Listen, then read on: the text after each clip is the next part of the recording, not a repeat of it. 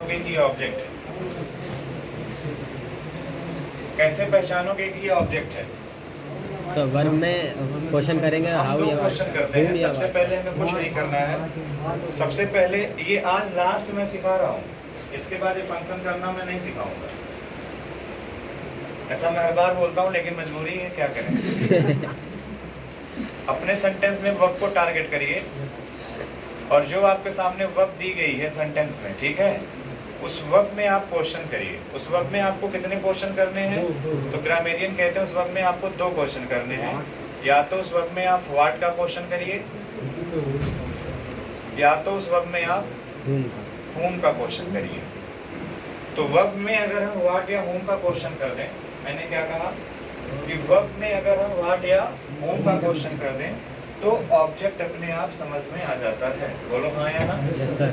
तो वर्ब में अगर हम व्हाट या whom का क्वेश्चन कर दें तो अपने आप ऑब्जेक्ट बाहर निकल के आ जाता है। लेकिन यहाँ पे इम्पोर्टेंट ये नहीं, क्योंकि हर बार पढ़ाता हूँ तो कुछ ना कुछ नया होता है। फिर आपको मैंने ये भी बताया था कि जो व्हाट का रिप्लाई होता है इसको हम लोग डायरेक्ट ऑब्जेक्ट कहते हैं, और जो whom का रिप्लाई होता है इसको हम लोग इनडायरेक्ट ऑब्जेक्ट कहते हैं। तो कितने टाइप के ऑब्जेक्ट भी हो गए हमारे सामने? 2 टाइप के हो गए, डायरेक्ट ऑब्जेक्ट और इनडायरेक्ट ऑब्जेक्ट। थोड़ी सी बात हम और अगर करें, डिटेल में करें, तो वर्ब, जो वर्ब व्हाट या whom का रिप्लाई दे सकती है उसी वर्ब को हम लोग कहते हैं कौन सी वर्ब? Transitive verb. तो अगर कोई आपसे पूछे कि ट्रांजिटिव वर्ब कौन सी वर्ब होती है, तो आप बता पाएंगे कि ट्रांजिटिव वर्ब एक ऐसी वर्ब है जिसमें व्हाट या whom का क्वेश्चन किया जाएगा और कुछ ना कुछ रिप्लाई मिलेगा। अब इस चीज को और बेहतर सिखाने के लिए मैं कुछ एग्जांपल्स लिखता हूँ, जिससे चीजें आपको और अच्छी तरीके से समझ में आ जाए। जैसे मैंने कहा I want a car, I want a car. दूसरा मैंने लिखा आई मेट राम। तो आई वांट आपके सामने वर्ब है, पहले आप वर्ब को अंडरलाइन करिए। मेट वर्ब है, आप मेट को अंडरलाइन करिए। आगे का सिलसिला फिर आगे बढ़ेगा। आई वांट, अब वांट में क्वेश्चन मैंने किया किसका? वाट का। तो वाट का रिप्लाई क्या मिला? आकार। तो आकार क्या हो गया बच्चे? ऑब्जेक्ट हो गया। अब यहाँ मैंने मेट में क्वेश्चन किया, आई मेट, मैं मिला, किससे मिला? होम। किससे मिले? तो राम भी बच्चे क्या हो गया? ऑब्जेक्ट। कोई दिक्कत आई यहाँ तक किसी को? किसी को कोई प्रॉब्लम तो नहीं? No sir. अब पूछो और मैं क्या पढ़ाने वाला हूँ। मैं कहने ये जा रहा हूँ कि वर्ब के साथ क्या क्या आ सकता है? वर्ब के साथ उसका ऑब्जेक्ट आ सकता है। ये सबसे पहली बात हो गई। वर्ब के साथ एक कंडीशन और भी है कि वर्ब के साथ अगर हम रखना चाहें तो उसका एडवर्ब भी आ सकता है।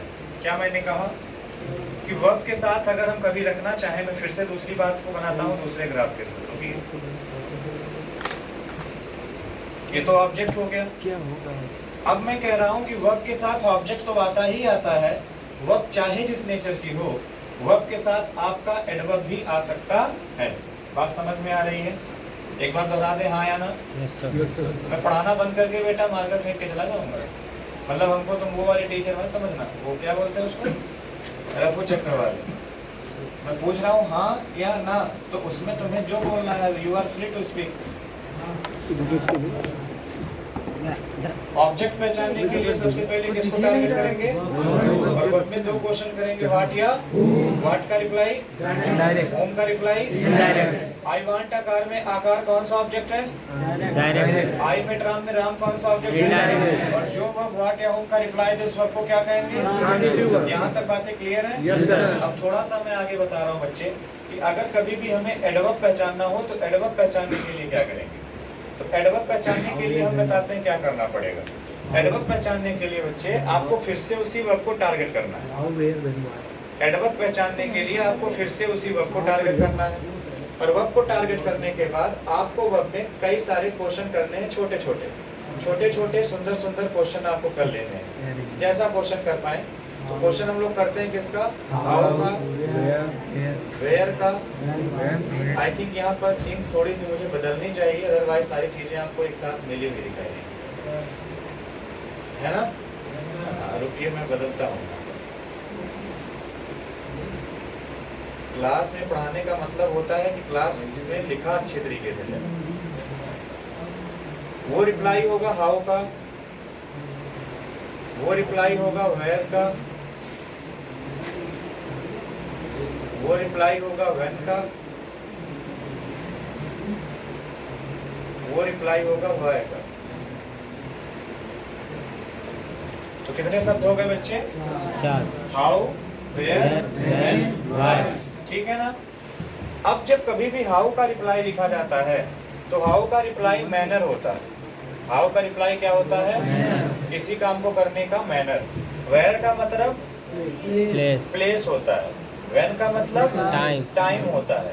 और व्हाई का मतलब रीजन होता है, वजह होती है। ठीक है ना?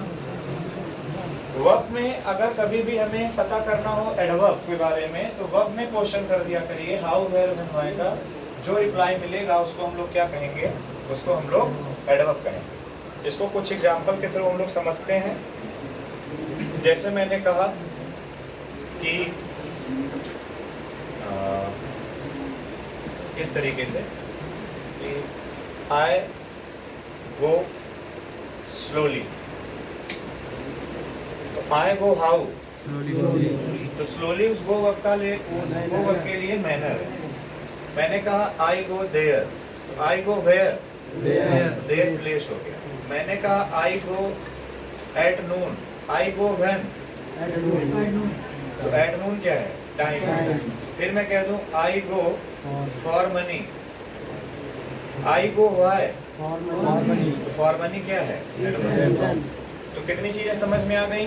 2 बातें क्लियर हो गई। Yes sir. एक ऑब्जेक्ट क्लियर हो गया, एक एडवर्ब क्लियर हो गया। अब इन चीजों को बड़ी अच्छी तरीके से अगर आपने समझ लिया, मुझे लगता है इससे ज्यादा क्लियर अब और नहीं समझाया जा सकता। तो ऑब्जेक्ट और एडवर्ब पहचानना सीख जाओगे सेंटेंस में, बोलो हाँ या ना? Yes sir. तो सेंटेंस में ऑब्जेक्ट और एडवर्ब यहाँ से पहचानना सीख जाओगे।